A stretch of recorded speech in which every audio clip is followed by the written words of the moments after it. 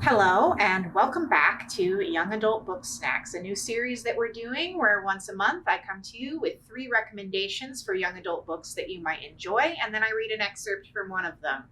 I'm Aryn with the Hillsborough Public Library, and I encourage you to stick with us to the end of the video till we get to our excerpts. Now, today's books all feature what we call twisted or tilted fairy tales, which are stories that are based on fairy tales but have an interesting or new or unexpected twist or way that they're being told. So that's our theme for today. Our first book that I want to talk about is called The Hazelwood, and it's by Melissa Albert. 17-year-old Alice and her mother have been on the run for as long as Alice can remember. They're always running from this bad luck that seems to follow them no matter where they go. Alice's grandmother, her mother's mother, is a famous author of a book of dark fairy tales that have something of a cult following, but is kind of hard to get a hold of a copy of. One day, Alice's mother goes missing, and it will be up to her to try to find her and bring her back with just the help of one of the fairy tales that her grandmother told, and also a fan of her grandmother's book.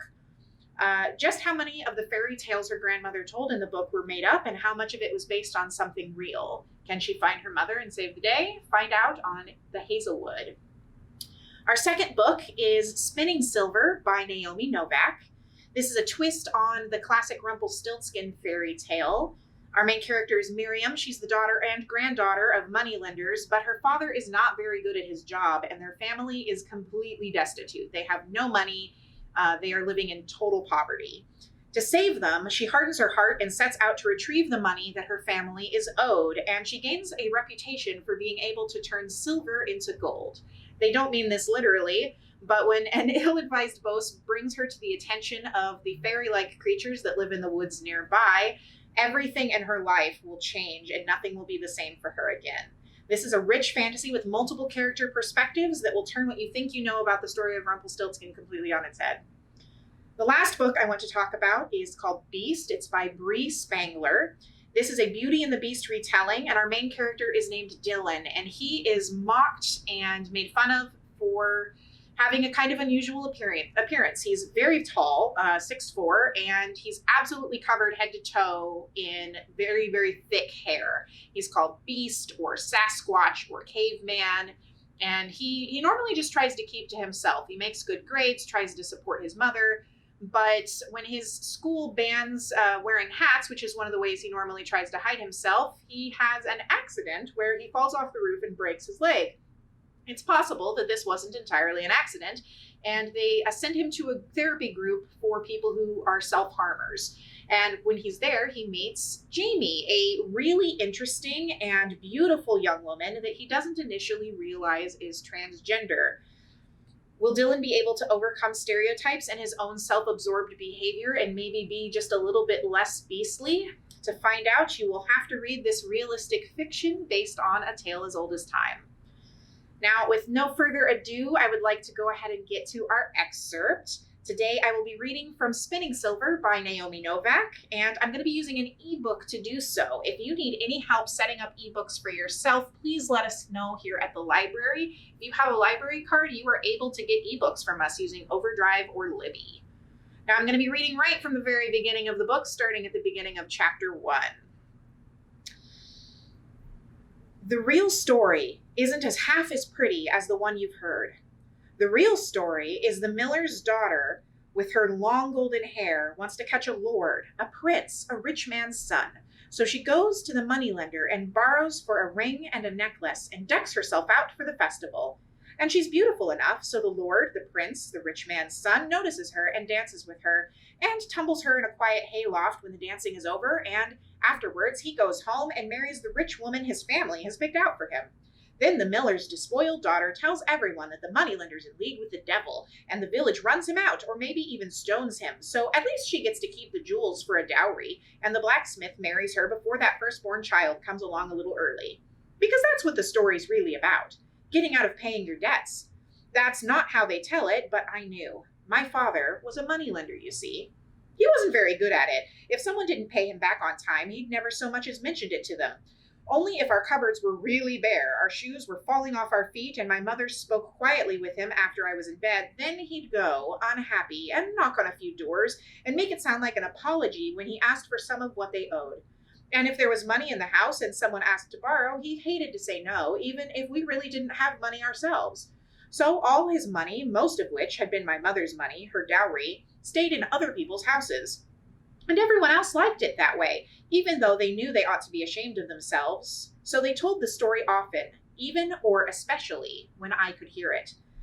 My mother's father was a moneylender too, but he was a very good one. He lived in Visnia, 40 miles away by the pitted old trading road that dragged from the village to village like a string full of small dirty knots. My mother often took me on visits when she could afford a few pennies to pay someone to let us ride along at the back of the peddler's cart or a sledge, 5 or 6 changes along the way. Sometimes we caught glimpses of other roads through the trees, the other one that belonged to the Sterrick, gleaming like the top of a river in winter when the snow had blown clear. Don't look, Miriam, my mother would tell me, but I always kept watching it out of the corner of my eye, hoping to keep it near, because it meant a quicker journey. Whoever was driving the cart would slap the horses and hurry them up until it vanished again.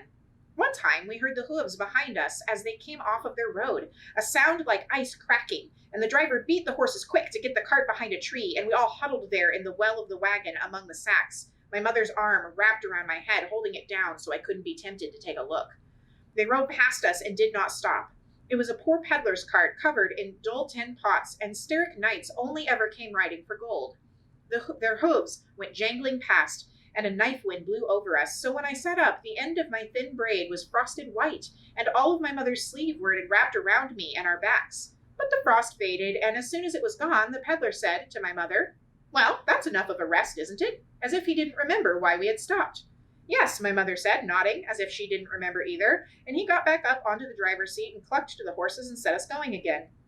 I was young enough to remember it a little after, and not old enough to care about the Sterrick as much as about the ordinary cold biting through my clothes and my pinched stomach.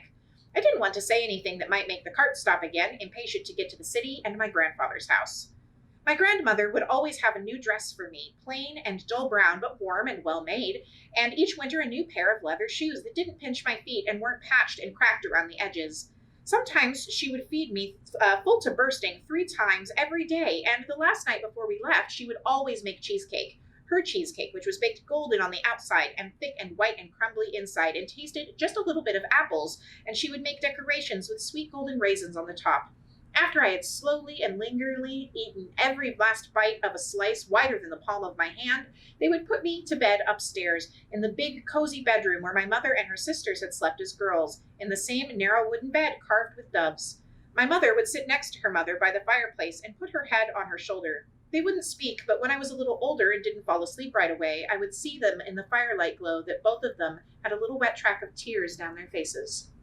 We could have stayed. There was room in my grandfather's house and welcome for us, but we always went home because we loved my father. He was terrible with money, but he was endlessly warm and gentle, and he tried to make up for his failings. He spent nearly every day out in the cold woods hunting for wood and firewood, and when he was indoors, there was nothing he wouldn't do to help my mother. No talk of women's work in my house. And when we did go hungry, he went hungriest and snuck food from his plate to ours. When he sat by the fire in the evenings, his hands were always working, whittling some new little toy for me or something for my mother, a decoration on a chair or a wooden spoon. But winter was always long and bitter, and every year I was old enough to remember was worse than the one before. Our town was unwalled and half nameless. Some people said it was called Packle for being near the road, and those who didn't like that because it reminded them of being near the Sterrick Road would shout them down and say it was called Pavis for being near the river. But no one ever bothered to put it on a map, so no decision was ever made. When we spoke, we all only called it town. It was welcome to travelers, a third of the way between Visnia and Minask, and a small river crossed the road running from east to west. Many farmers brought their goods by boat, so our market day was busy, but that was the limit of our importance. No lord concerned himself very much with us, and the Tsar in Koran not at all. I could not have told you for whom the tax collector worked until on one visit to my grandfather's house I learned accidentally that the Duke of Visnia was angry because the receipts from our town had been creeping steadily down year to year. The cold kept stealing out of the woods earlier and earlier, eating at our crops. And the year I turned 16, the Sterrick came too, during what should have been the last week of autumn, before the late barley was all the way in. They had always come raiding for gold once in a while. People told stories of half-remembered glimpses and the dead they left behind. But over the last 7 years, as the winters worsened, they had grown more rapacious. There were still a few leaves clinging to the trees when they rode off their road and onto ours, and they only went 10 miles past our village to the rich monastery down the road. And there they killed a dozen of the monks, and they stole the golden candlesticks and the golden cup and all of the icons painted in gilt, and carried away that golden treasure to whatever kingdom lay at the end of their own road. The ground froze solid that night with their passing, and every day after that a sharp, steady wind blew out of the forest, carrying whirls of stinging snow. Our own little house stood apart and at the very end of town, without the other walls nearby to share in breaking the wind, and we grew ever more thin and hungry and shivering. My father kept making his excuses, avoiding the work he couldn't bear to do, but even when my mother finally pressed him and he tried, he only came back with a scant handful of coins and said in apology for them, "It's a bad winter, a hard winter for everyone." When I didn't believe they'd even bothered to make him that much of an excuse. I walked through the town the next day to take our loaf to the baker, and I heard women who owed us money talking of the feasts they planned to cook, the treats they would buy in the market. It was coming on midwinter. They all wanted to have something good on the table, something special for the festival, their festival. So they had sent my father away empty-handed, and their lights shone in the snow, and the smell of roasting meat slipped out of the cracks while I walked slowly back to the baker to give him a worn penny in return for a coarse, half-burned loaf that hadn't even been the loaf I'd made at all. He'd given a good loaf to one of his other customers and kept a ruined one for us. At home, my mother was making thin cabbage soup and scrounging together used cooking oil to light the lamp for the third night of our own celebration. Coughing as she worked, another deep chill had rolled in from the woods, and it crept through every crack and eave of our run-down little house. We only had the flames lit for a few minutes before a gust of it came in and blew them out, and my father said, "Well, perhaps that means it's time for bed," instead of relighting them, because we were almost out of oil. By the 8th day, my mother was too tired from coughing to get out of bed at all. "She'll be all right soon," my father said, avoiding my eyes. "This cold will break soon. It's been so long already." He was whittling candles out of wood, little narrow sticks to burn, because we'd used the last drops of oil for the night before. There wasn't going to be any miracle of light in our house. He went to scrounge under the snow for some more firewood. Our box was getting low, too. "Miriam," my mother said, at last, hoarsely, after he left. I took her a cup of weak tea with scraping of honey, all I had to comfort her. She sipped a little and lay back on the pillows and said, "When the winter breaks, I want you to go to my father's house. He'll take you to my father's house." The last time we had visited my grandfather, one night my mother's sisters had come to dinner with their husbands and their children. They all wore dresses made of thick wool, and they left fur coats in the entryway, and they had gold rings on their hands and gold bracelets. They laughed and sang, and the whole room was warm, though it had been in deep winter. And we ate fresh bread and roast chicken and hot golden soup full of flavor and salt, steam rising into my face. When my mother spoke, I inhaled all the warmth of that memory with her words, and longed for it with my cold hands curled into painful knots. I thought of going there to stay, a beggar girl, leaving my father alone and my mother's gold forever in our neighbors' houses. I pressed my lips together hard, and then I kissed her forehead and told her to rest, and after she fell fitfully asleep, I went to the box next to the fireplace where my father kept his big ledger book, and I took it out, and I took his worn pen out of its holder, and I mixed ink out of the ashes of the fireplace, and I made a list. A moneylender's daughter, even a bad moneylender's daughter, learns her numbers. And I wrote and I figured and I wrote and I figured interest and time broken up by all the little haphazard scattered payments. My father had every one carefully written down, as scrupulous with all of them as no one else ever was with him. And when I had my list finished, I took all the knitting out of my bag, put my shawl on, and went out into the cold morning. I went to every house that owed us, and I banged on their doors. It was early, very early, still dark, because my mother's coughing had woken us up in the night. Everyone was still at home, so the men opened the doors and stared at me in surprise, and I looked them in their faces and said cold and hard, "I've come to settle your accounts." They tried to put me off, of course. Some of them laughed at me. Oleg, the carter, with his big hands, closed them into fists and put them on his hips and stared at me while his small, squirrelish wife kept her head down over the fire, darting eyes towards me. Cagis, who had borrowed 2 gold pieces the year before I was born, and did good custom on the krupnik he brewed in the big copper kettles he'd bought with the money, smiled at me and asked me to come inside and warm myself up and have a hot drink.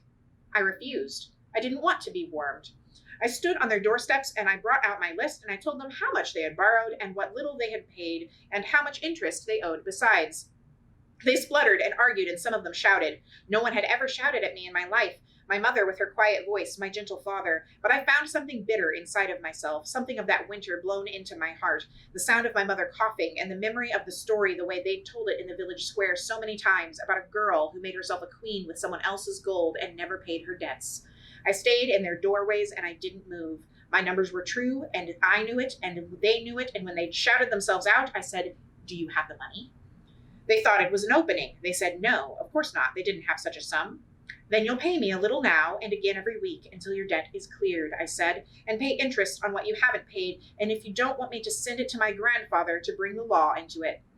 None of them traveled very much. They knew my mother's father was rich and lived in a great house in Visnia and had loaned money to knights and even, rumor had it, to a lord. So they gave me a little grudgingly, only a few pennies in some houses, but every one of them gave me something.